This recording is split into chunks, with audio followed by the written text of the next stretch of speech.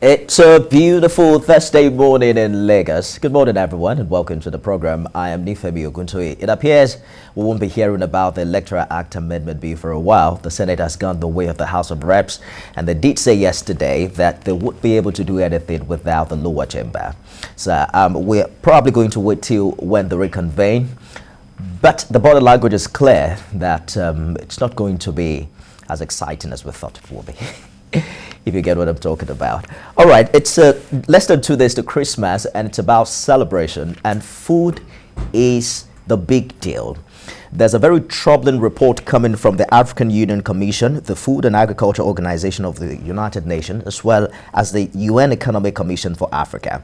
And the fact is that we're told the number of hungry people in Africa would continue to rise, except African countries hit the call for Agri-Food Systems Transformation. We're told that hunger in Africa has now worsened substantially since 2013 and even experienced much deterioration between 2019 and 2020. Now, the report is advising countries to begin to engage in and leverage the outcomes of the United Nations Food Systems Summit, the Nutrition for Growth Summit, and the 2021 United Nations Climate Change Conference, the COP26. Now, let me break it down for you. The digital report further stressed that in 2020, about 281.6 million Africans were undernourished. And that's an increase of 89.1 million over what we had in 2014. We're taking a look at what is responsible for the rise in the number of hungry people in Africa. Of course, what that means is that many people are not going to have a dirty December like we talk about in this part of the world. Damilola Balogun is a youth development advocate who joins me live from the United Kingdom. And I also have from Lagos, Desmond Majekodunmi. Good morning, gentlemen. Thank you for finding time to come. Let's begin with Damilola. How do you react to this report, particularly when we begin to look at the implication of this on young Africans? For having me here. Can you hear me, please? Yes, we can hear you clearly. Go ahead. All right. Thank you very much for having me live here. So, without wasting time on addressing this your question, I mean, it's something that is of huge problems, but of course, it's just one of those major things we need to think forward in terms of finding good and practicable solutions in solving, especially that we're in a decade of action by the United Nations. And so it is important that young people need to begin to realize that they need to start bringing their ideas and solutions to life to tackle a lot of problems, which actually also includes this. So for me, it's a wake-up call, and then it means that we have to begin to work as African youth. It perhaps also would call for attention to, I don't think we have Dami there, but we'll get back to Damilola in a short while. Let me bring in Mr. Majekodunmi on this one. I'd like us to begin by identifying precisely what are the causative factors in this regard. A few of them have been highlighted in this report. We're talking about conflict, which is a challenge, particularly the farmers' header challenge that we have in this part. They talked about climate change, which I'd love you to begin with. How devastating is, the cliche climate change as regards food production and its impact on the rise in hungry people here in Nigeria? How devastating is the cliche climate change? But yeah, I can hardly hear the whole climate change issue. The whole climate change issue is really exacerbating things.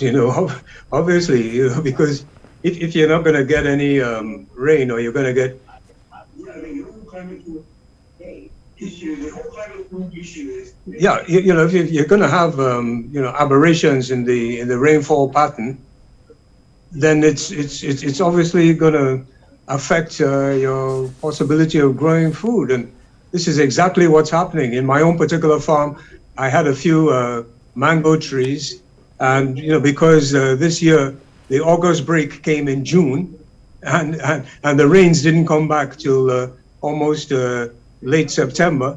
we got no fruit from the mango trees. And this is really a very, very dangerous situation that we're facing. And we need to tackle it very, very fast and very, very effectively. Otherwise, the kind of food shortages we're having now will be very, very small in comparison to what we're going to have in the future.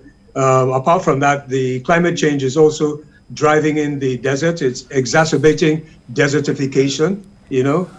Unfortunately, cows have not adapted to eating sand, you know. They eat grass. And when you have a desert moving in and taking over where your grass will grow, then obviously you won't be able to take care of your flocks. So it's an impending disaster, and we really got to handle it very, very effectively. We're not paying nearly enough attention to it.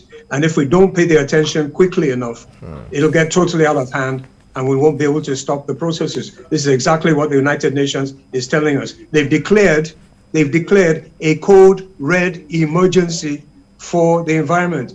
I'm sure Damilola will agree fully because Yes. he's been where it's been coming through. But let me stay with you for a minute, Mr. Majekodunmi. What kind of precise adjustment do you expect from government in this regard, particularly when you look at the fact that we still embraced pastoralists, even at a time where a lot of modern technology is now being adopted to adjust with the climate realities?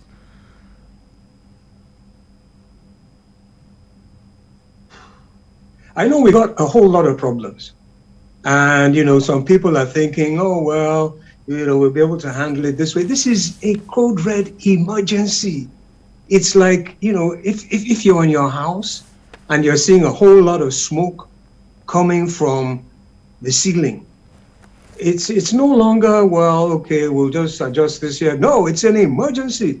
You better find out what's causing the smoke, and you better put out that cause of the smoke and also be ready to put out the fire in case the smoke transits into fire. That's how serious the situation is. And government need to take it far, far more seriously. I'm sorry to say, but in 2019, our president was in front of the United Nations and he promised, okay, we're going to plant 25 million trees, which is not nearly enough, but it's a good step. And since then, we've only planted about 5 or 6 million. Again, this year, he was at the COP conference with the United Nations and all the other world leaders and made some very strong promises. And we're really, really hoping that he will stick to those promises.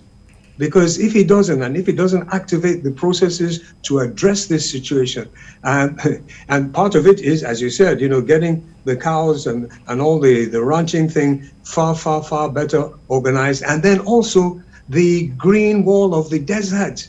We've been talking about this for a couple of decades. Can you imagine? And then we spearheaded it again quite recently when the whole thing fell apart over 12, 15 years ago. We spearheaded it. Nigeria was leading. Green wall of the desert. We're going to put a barrier, massive barrier of trees across the desert zone. And those trees are going to give economic benefits to a lot of people because there'll be fruit trees and all other types of trees. And they're going to hold back the desert. And what's happening? Nigeria is one of the places where the whole Green Wall project is mainly defaulted. So this can't continue. It cannot continue. And it's a very serious matter. And they should take it, the leadership should take this very seriously, because my dear brother and my dear sisters who might be listening, there's one reality about life which we must accept. And that is, whatsoever you sow, you reap it. You know, if you plant cassava, Damola, let me ask my brother there, my young brother, if you plant cassava, are you going to harvest cocoyam? Absolutely not. Absolutely not. I love the way he put the absolutely not. It's a law of life, a law of nature. It's actually expressed in science as Newton's third law of action. For every action, there's a reaction.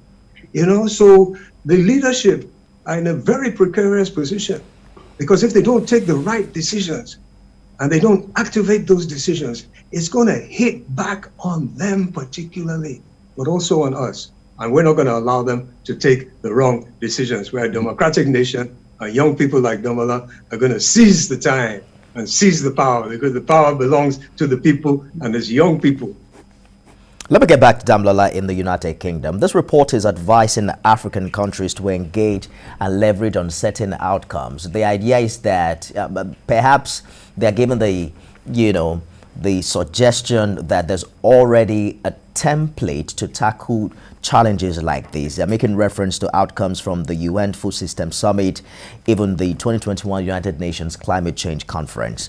Walk us through what you consider to be the global best or global standard practice to respond in situations like this. Thank you very much for this question. Also, I would like to give my submission based on the fact that I also attend COP26 this year in United Kingdom rather. And so to me, this was like the first time of attending COP26 and seeing how everything goes, seeing how the whole negotiation went through was something that I was able to clearly understand that, I mean, we all have a lot of work to do. And so just to answer this question, I mean, the templates that we can emulate is, first of all, begin to understand that there are different ways to handling this. There is an aspect of advocacy, there is an aspect of technological innovation, which leads to infrastructural development, as well as there is an aspect of research and policy, and then there's an aspect of conversation where people talk about all of these problems. So I think a major template is, as it is right now, I understand that there was a climate change bill that was signed into law by the Nigerian president in November, yes. So in October, and then in COP26, he also mentioned the fact that he pledged Nigeria to net zero by 2060. That means a just transition to a clean and affordable energy. And so I feel like the major template to achieving this thing is to make sure that all of these words, all of these commitments transform into real life policies. I mean, of recent as well, Nigeria sent an update of the National Determined Contributions, the NDCs. And reading through this report, there were great ideas. For the first time, Nigeria is beginning to look into the waste management as to how it can actually help to address the issue of climate change through the NDCs. And so all of these things are good ideas, they're good policies, they're good text, but they really don't make sense if they are not put into action. And so all of these things, whatever templates, whatever ways we intend to look at it, we need to make sure that all of these things we are putting into documents comes into action. And this involves all stakeholders in terms of public sector, the private sector, young people in marginalized area, everybody coming together and making sure that action is being taken, no matter how small it is the right way to go. How much help do you think that African countries are getting from richer countries? You attended COP26 in 2009. Richer countries had pledged some $100 billion. But most countries would tell you that not much of the money, the countries didn't see the money on the ground, even though we're told that between 70 and 80% of that figure had been delivered. How much collaboration is happening, globally, to ensure, for instance, we're looking at issues of renewable energy investments, which is, as we speak, so far been very slow in this part of the world? Very much for that question. And so it's always a general saying that the global south is less responsible for climate and for CO2 emission, and then the global north is the major pollutant, and so therefore the global north should then push towards this investment. And I can remember the $100 billion agreement, finance agreement came across started in the Paris Agreement of 2015. And so for me, it feels like it makes us less. I think at this point we need to be very much self-reliant. We need to work together as a continent, regardless of any funding we're expecting from any part of the world. We need to begin to take action. And I'll give an example. I, as a young person, 24 years old, I recently started a technological innovation for local farmers in Lagos State, Nigeria. And so this was a solar irrigation project for farmers. And so because we noticed that as young people that we are, we need to begin to take action. And so like I said again, action. The money we are waiting for, the pledge of the money, it doesn't get to us. If it doesn't get, we just have to work. We need to proceed.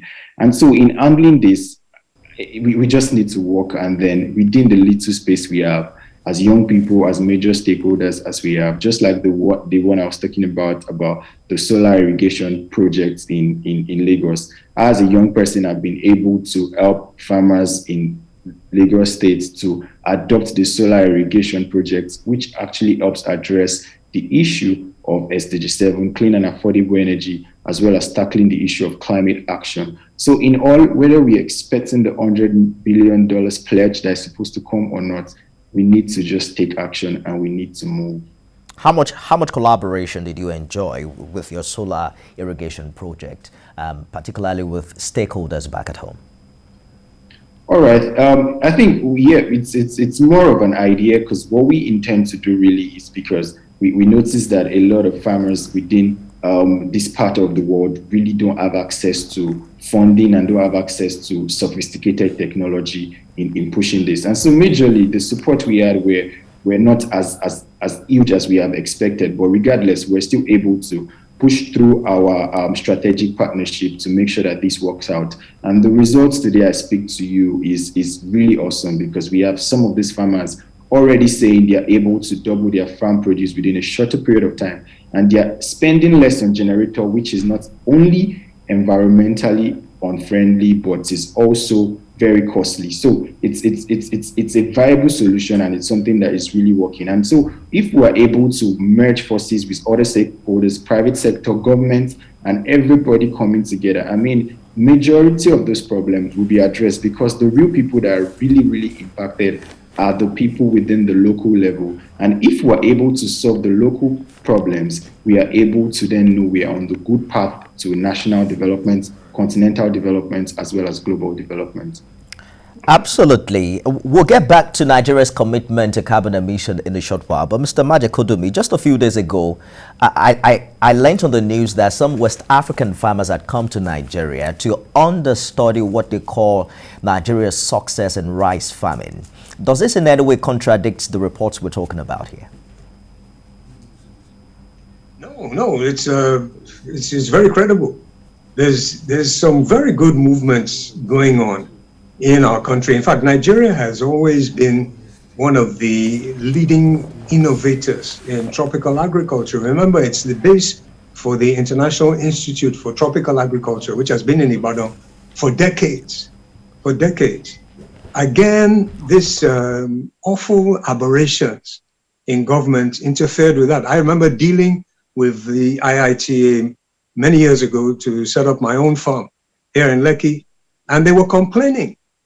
The scientists there, top research scientists, they had developed some wonderful cultivars of cassava that were disease resistant and other types of great crops. And then they handed them over to the government agric agency, the seeds for multiplication. And these seeds went rotten in their storeroom. And this was like a repeating problem over and over again. They were really frustrated with this horrendous level of corruption that was pervading the system at that time. And unfortunately, we're still seeing quite a bit of it in this time now. Having said that, in all fairness, there are some very good people in some of the agricultural agencies in Nigeria, like in Lagos, the present Commissioner for Agriculture, and what they are pushing with Agripreneur scheme and giving people all kinds of skills and so on. In fact, in relation to the rice, Lagos has built a massive rice mill, and they have some arrangements with one or two of the state governments to be supplying paddy to them, which is very commendable. However, they need to tap into what people like Damilola are doing as well, because this is the real grassroots farming. And from what I can see, he's into sustainable farming, he's into farming that is harmonious, that is based probably, I'm very sure, on organic principles. I don't even need to ask him. I'm sure he's not into pouring all kinds of chemicals into the soil over there. And what he's doing with his irrigation system, it should be backed and it should be promoted massively. Solar irrigation for farming, especially when we're going to be having water shortages, is the perfect option. So there needs to be a lot more from government, and they need to now take it very, very seriously. We don't want to hear any iota of corruption when it comes to agriculture and environment. Let me take you back to COP26, Mr. Majekodunmi.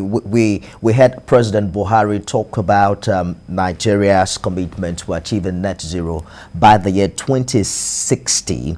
However, he underlined the importance of using gas as a transition fuel. And that's a very important topic, particularly when you consider what appears to be gas fast becoming some sort of a gold as we speak right now. Yeah, it's a difficult situation we found ourselves in.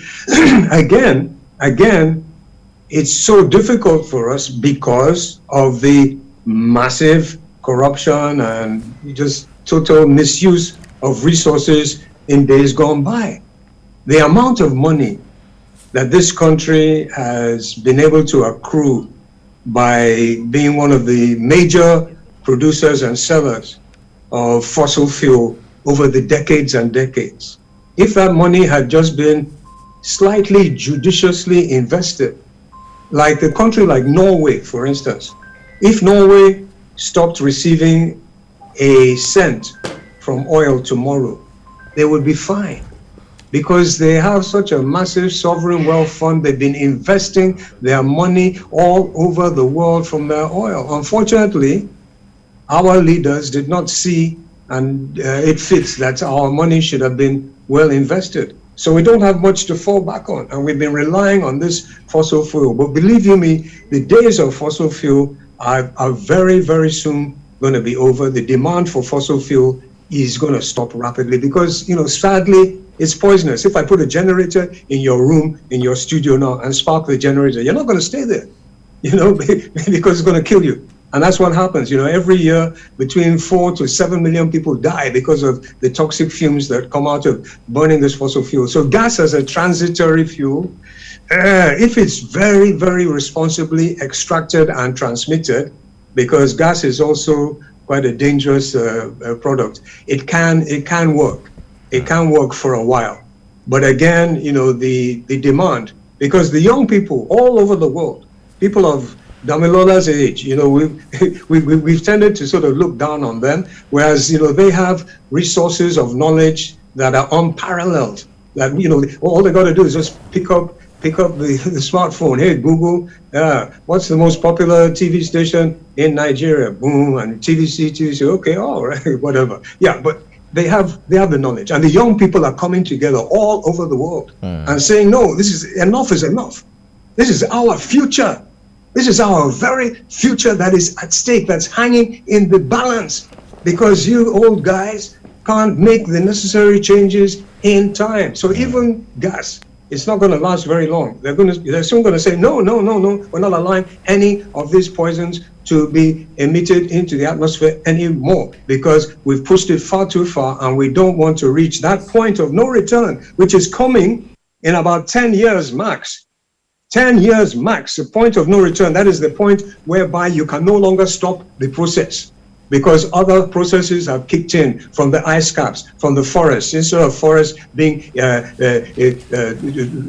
sequesters of CO2, they'll now be emitting the CO2 and other areas like the mangroves. Yeah, so we got to do the right thing quickly. Gentlemen, let's take a call from Abia State. Mazu Korafa has called in. Good morning. Good morning, Mr. Nipome. Good morning, our guests on Sky. You see, food security in Nigeria and other African countries are achievable. But today, we still insist on crude ways of farming or cultivating. What does it take us to balance our farm work? Married dry season farming and married rainy season farming together. But today, we concentrate only on rainy season farming. Look, there are seasonal products which, if we embark on dry season farming, and this farming, we have all this is 247. Look at today in the market, a bag of rice, let's keep that one aside. Onions, which is good, it boosts our immunity to fight COVID-19. Onions is still at something 1,000 naira per bag. Look at our fishing production, very expensive to run.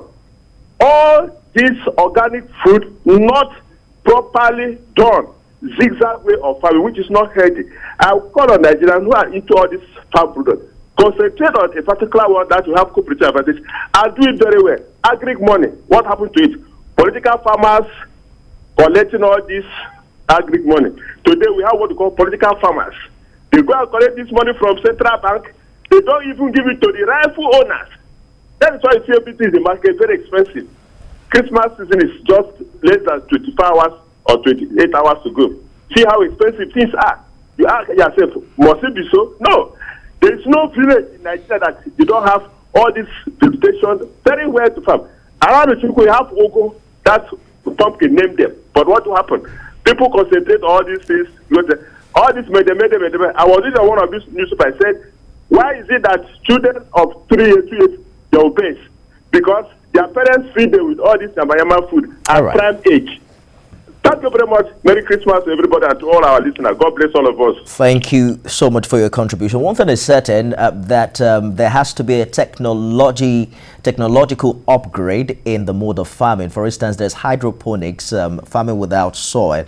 Let me take your last comment, Damilola, as we wrap up this segment. There are some African solar projects on the horizon, one of which is yours that you've shared with us. But the infrastructure for other clean energy sources, for instance, like hydrogen, remain very underdeveloped. Talk to us about how and why Africa must embrace these alternatives in the face of daunting challenges like food insecurity.